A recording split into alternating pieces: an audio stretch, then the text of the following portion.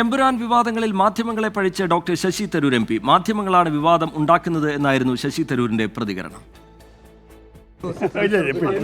ഇപ്പൊ തീരെയില്ല, സോറി, ഞാൻ പോയിട്ട് വരട്ടെ, ഇപ്പൊ ഒന്നും പറയുന്നില്ല.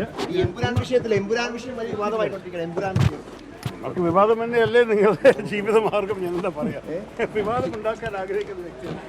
തിരിച്ചു വരും.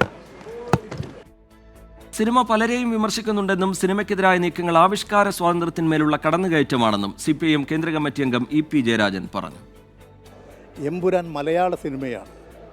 ആ സിനിമയിൽ പലരെയും വിമർശിക്കുന്നുണ്ട്, പല പാർട്ടികളെയും ആശയങ്ങളെയും വിമർശിക്കുന്നുണ്ട്.